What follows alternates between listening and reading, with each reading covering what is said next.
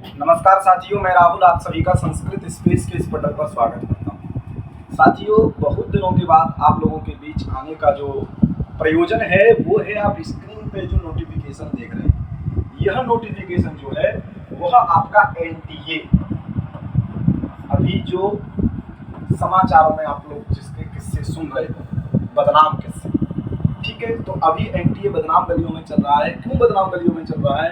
क्योंकि इसके ऊपर पेपर लीक कराने के बहुत से आरोप हैं और इसी से एक पीड़ित था आपका यूजीसी नेट जेआरएफ का जो पेपर था। आपको पता था कि पिछला पेपर आप लोग जो दिए हैं 18 जून 2024 को, 18 जून 2024 को आप पेपर दिए हैं यूजीसी नेट जेआरएफ का, लेकिन पेपर लीक होने के आरोप के चलते इस पेपर को निरस्त कर दिया गया, इसलिए इसका रिजल्ट नहीं आया। फिर उसके बाद एनटीए के द्वारा दोबारा डेट रिलीज हुई और वह डेट थी 21 अगस्त से 24 सितंबर के बीच। आपको पता है कि ये जो पेपर हुआ था 18 जून को, यह पेपर सभी सब्जेक्ट का, जो ऑल सब्जेक्ट हैं जिनसे जेआरएफ होता है, उन सभी सब्जेक्टों का ऑफलाइन पेपर हुआ था, इसलिए एक डेट में हुआ था। और अब ये डेट दी थी 21 अगस्त से 4 सितंबर के बीच, 21 अगस्त से 4 सितंबर के बीच। इसका मतलब है दोबारा से सीबीटी कंप्यूटर बेस्ड टेस्ट होगा, दोबारा से ऑनलाइन टेस्ट होगा। तो प्रश्न आता है कि संस्कृत का एग्जाम किस डेट को होगा, वो भी इस नोटिफिकेशन के माध्यम से क्लियर हो चुका है। ठीक है, यह जो पेपर है इसलिए जरूरी हो जाता है क्योंकि एक तो देखो इससे जेआरएफ होना है, एक क्या होना है आप देखेंगे तो जेआरएफ के साथ साथ एक होना है आपका असिस्टेंट प्रोफेसर के लिए एलिजिबल हो जाओगे।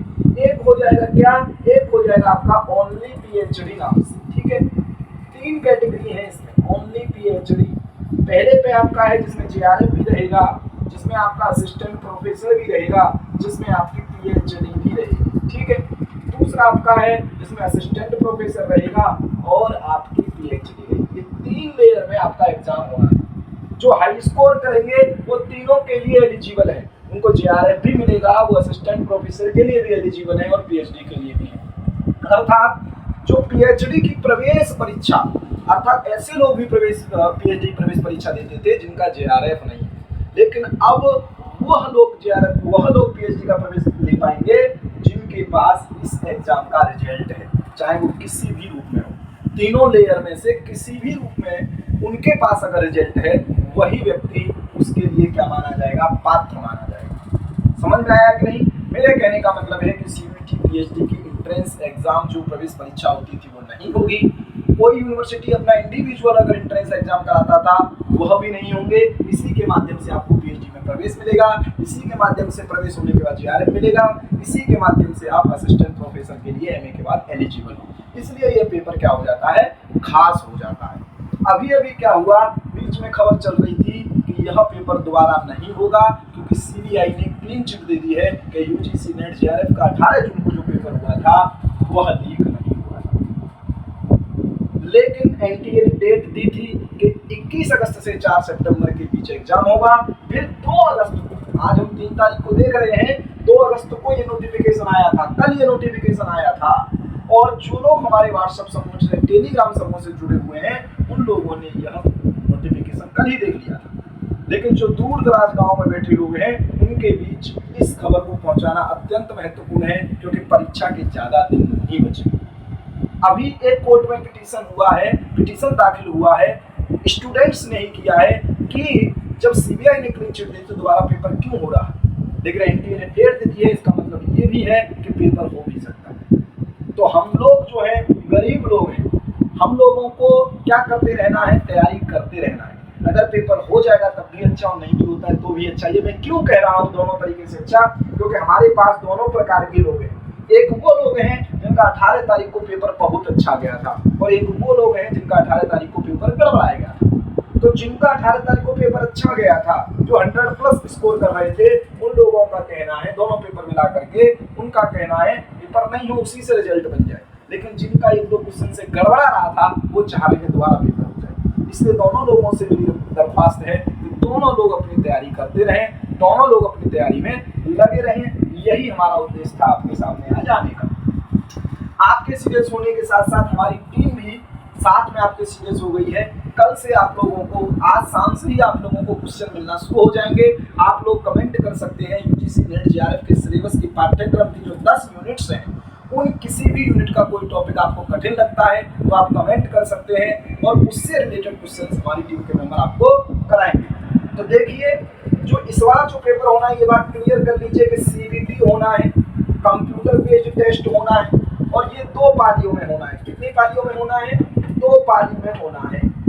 जो पहली पाली रहेगी, अगर पहली पाली की बात करें तो पहली पाली की जो टाइमिंग रहेगी वह रहेगी प्रातः रहेगी आपकी 9 AM से। कहाँ रहेगी आपकी? 9 AM से रहेगी। ठीक है, तो ध्यान रखना, ये आपकी रहेगी 9 AM से 9 AM से लेकर के 12 PM तक, 12 PM तक। ठीक है, उसके बाद जो सेकंड पाली है आपकी, दूसरी वाली शाम वाली, वो आपका पेपर शुरू होगा 3 PM से और कब तक चलेगा? 6 PM तक। तो संस्कृत का जो पेपर होने वाला है वह सेकंड पाली में होने वाला है। सेकंड पाली में होने वाला है, आपको दिखा देता हूँ। आप यहाँ जब देखेंगे तो आपको दिखाई दे रहा होगा कि सेकंड पाली में 25 कोड का पेपर होने वाला है। ठीक है, सेकंड पाली में। और डेट क्या रहेगी? तो 30 अगस्त। ये आप बिल्कुल ध्यान कर लीजिएगा कि 30 अगस्त 2024 इस डेट को आपका एग्जाम होगा। तो आपके पास अगर 3 तारीख से देखा जाए तो 27 दिन, लेकिन मैं मानता हूं कि आप लोगों के पास 25 दिन है और 25 दिन आप लोग ऐसे लग जाइए जैसे कोई साधना करता है। जो लोग अभी जिन लोगों ने पेपर दिया है, बहुत अच्छी बात है। कुछ लोग छोड़ दिए थे, एग्जाम सेंटर तक गए ही नहीं थे, वो लोग भी 25 दिन का उनके पास समय दिया गया है। तो 25 दिन को आप अपने लिए एक टाइम पीरियड समझ करके तैयारी में पूरी तरह लग जाइए, जिसके बाद 30 तारीख आप एग्जाम दीजिए। ठीक है, तो यही हमारा आप लोगों के बीच आने का उद्देश्य था और आप लोग हमसे जुड़े रहिए, क्योंकि आज से हम लोगों की टीम के द्वारा भी आपके बीच प्रश्न श्रृंखला लाई जाएगी, जिससे आप लोग अपनी तैयारी को और बेहतर कर सकते हैं। धन्यवाद। युवा साथ युवा।